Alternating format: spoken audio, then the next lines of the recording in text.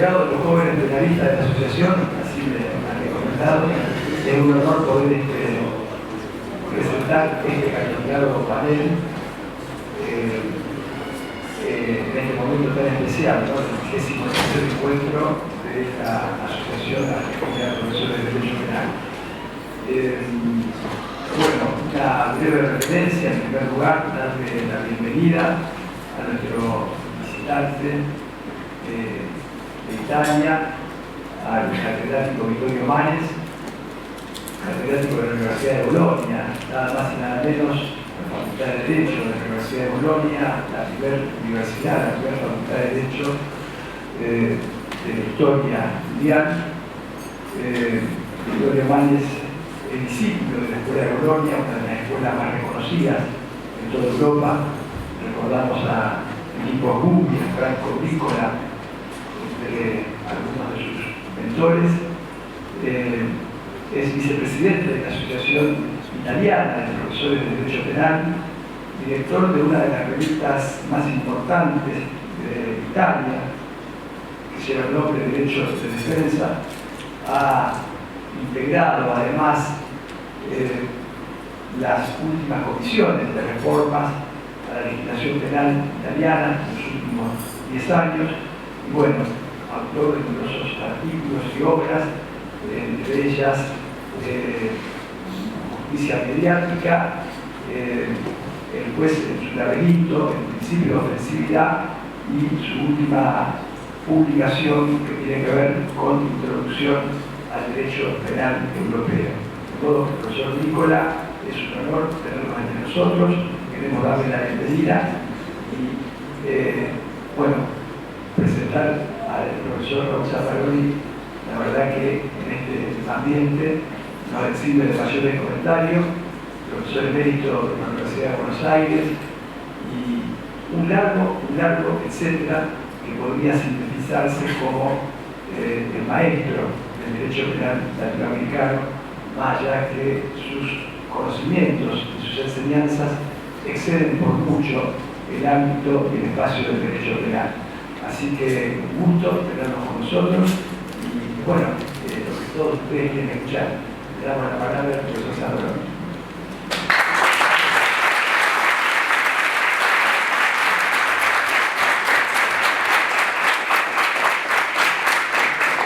Queridas amigas y amigos, ante todo, muchísimas gracias por esta invitación, esta oportunidad de volver a mi Universidad Nacional del Litoral.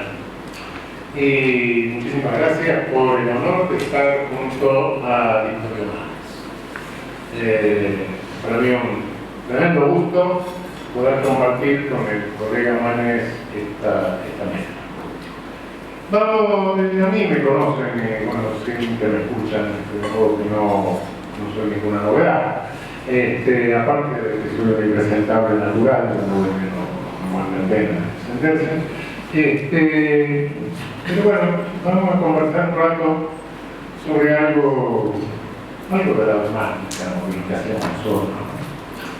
Hace muchos años un profesor alemán, Thomas Rüttenberg, publicó un libro que se llamaba La situación espiritual de la ciencia jurídico-penal alemana, y geistige Situation. Bueno, pueden hablar un poco de la situación espiritual de la ciencia jurídico-penal argentina, o latinoamericana, si se quiere. Bien, primero, bueno, no voy a entrar a la discusión si lo que hacemos es ciencia o no ciencia, sobre todo lo que es ciencia es una decisión de autoridad académica. Pero sí, hacemos un trabajo que tiene un sentido práctico. Construimos conceptos, desarmamos elementos legales, lo volvemos a armar, y el objetivo está dirigido a los jueces. Nuestra aspiración es que se aplique derecho penal conforme a nuestras interpretaciones, y cada sentencia es un acto de gobierno, un acto de gobierno de la polis, es decir, un acto político, de que de un poder del Estado. De modo que, en definitiva, lo que nosotros hacemos es proyectar una política. Una política judicial, sí, pero de política. Y creo que en esto estamos, en este momento, estamos un tanto desconcertados, como si estuviésemos un poco en una adolescencia. Creo que es bueno que el penalismo argentino y latinoamericano, o nuestro americano, como no sé en Latinoamérica que está latina es, haga un examen de conciencia. Un examen de conciencia que no tiene que irse al europeo, no tiene que irse a las inquisiciones, no, eso no era nuestro. Pero sí tiene que irse al siglo XIX, que sobrevivió en nuestro medio hasta pasada la mitad del siglo pasado. Tiene que irse a unos años en que, está bien, yo me estoy convirtiendo en un fenómeno biológico, pero mi primer contacto con el derecho penal en la Facultad de Derecho de la Universidad de Buenos Aires fue con una cátedra que me explicaba al grosso a Fermín y a Grauda, positivismo. Y no estoy hablando de la Inquisición, estoy hablando de algo que me tocó vivir. Un poco ya atrasado, sí, cierto, quizás voy a dar en una cátedra un poco regresiva, pero había dos cátedras que seguían la misma posición en la Universidad de Buenos Aires. El viejo positivismo racista, londrosiano, policial, el peligrosismo, eso era. Y eso fue lo que marcó a la doctrina jurídico-penal de Norteamérica desde fines del siglo XIX hasta la mitad, incluso un poco más, del siglo pasado. Una ideología de reduccionismo biológico, una ideología, como les decía, racista, policial, manejada, que subordinaba a los juristas, a los médicos, sobre todo los médicos forenses, resultado de una combinación de una corporación que tenía discurso y no tenía poder, que eran los médicos, junto a otras que estaban creciendo, tenía poder y no tenía discurso, que era la policía. Y de esa forma surge en el norte eso que nosotros importamos y repetimos prácticamente en todo nuestro continente. Coincidente con la versión racista y elitista de nuestra República Solidaria. Nos hemos olvidado de eso, parece que eso es una historia archivada. Y un día, claro, entró en crisis, pero no entró en crisis por el penalismo. Entró en crisis porque al final de la Segunda Guerra Mundial ya nadie debía hablar de razas. No hablemos de etnia, decía UNESCO, etc. No porque haya desaparecido el racismo, sino porque se les enseñó que no lo digan. Lo siguen pensando, no importa. Y entonces, bueno, ese fundamento grotesco, grosero, burdo del reduccionismo biológico se unió y hubo que buscar otro saber jurídico penal y nos fuimos a Alemania. No estuvo mal, no lo podíamos traer de otro país en ese momento, cuando los sajones eran lo nuestro. Francia tenía un desarrollo muy insuficiente, modo que sí. Y trajimos a von List la primera traducción a otra lengua que se hace del tratado de von List es al portugués a fines del siglo XIX. Trajimos primero a von List, claro, von List era otro positivista, la alemana acaba de ser un positivista, era el que más se adaptaba a lo anterior, un poco. Y después de repente trajimos el neocantismo, pero no trajimos las versiones liberales del neocantismo, no trajimos a Gustav Radbruch, a Marcel Magles, a No. A ellos lo conocimos como filósofos del derecho, los primeros, pero no como penalistas. Trajimos a Metzger, una versión de la dogmática jurídico-penal alemana que entendía que no había que cambiar ningún método para poder aplicar bien la legislación penal nazi. Eso fue lo que trajimos. Trajimos el neoplatismo. Un neoplatismo que, con una base, ellos dicen que son realistas, pero bueno, una base idealista, permitía construir la realidad. La realidad es lo que el valor me introduce. Y si no me lo introdujo el valor, ahí, si no te lo introdujo el valor, se quedó fuera.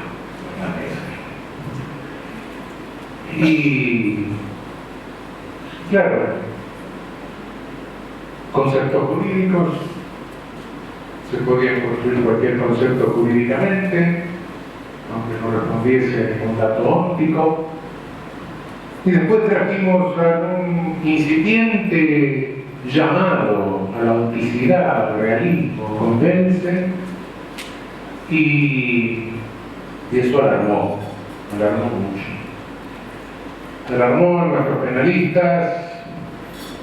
Cuidado que invocar datos de realidad en la construcción jurídica, está prohibido. Lo que el legislador no puso no lo podemos poner nosotros. Lo que el valor no introdujo no lo metamos. Cuidado que por ahí entra la ideologización del derecho. Eso lo dijo algún penalista argentino que sabía que no lo podía escribir, porque era demasiado grosero decir que un democristiano conservador, incluso imputado de algunas cosas del nazismo, creo que básicamente, podía abrir el camino al nazismo. Pero hubo quien lo escribió, no de la Argentina, pero sí de Uruguay, el señor Bayardo Balboa. Y lo escribió diciendo, no se puede introducir nada que el legislador no haya puesto. Con cita de Biagio Petrocelli, uno de los penalistas italianos más fascista, quiero decir. Y sí, realmente después de eso trajimos a Roxy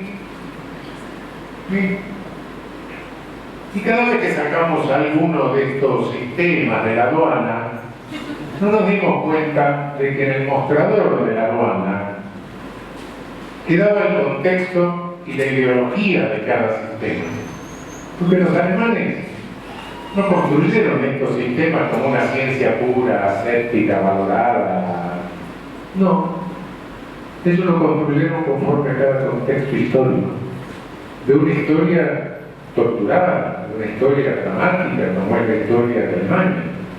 En 120 años pasó de todo: unificación, el Segundo Imperio, la Primera Guerra, la República de Weimar, el ascenso del nazismo, el nazismo, la Segunda Guerra, la destrucción, la división de Alemania en 4 zonas, la reunificación en 3 zonas que hacen la República Federal, la República Democrática y la reunificación.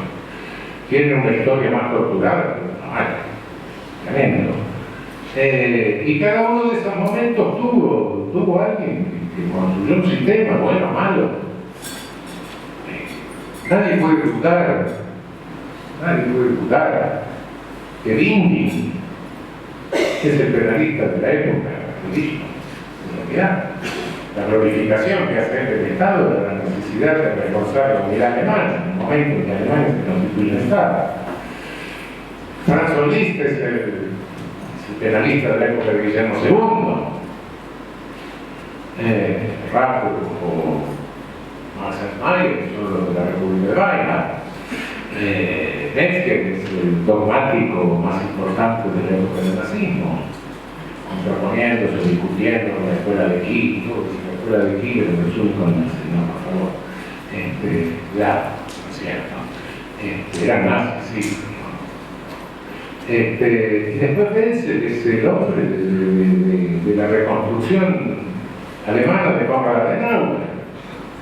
Y Rocín es ya la Alemania reconstruida, la socialdemocracia de Willy. Sí, no nos dimos cuenta de eso. Ese es el contexto de cada uno. Construyeron, siempre respondiendo a un determinado contexto, no porque lo manejaron desde un contexto político, no. Su verdadero contexto, los epocales que trajimos, que marcaron época, respondían a un determinado contexto político, social, económico, cultural, de esa difícil historia y dramática historia de Alemania. Nosotros eso no lo tuvimos. Los trajimos y creíamos que traíamos los sucesivos modelos de la Volkswagen.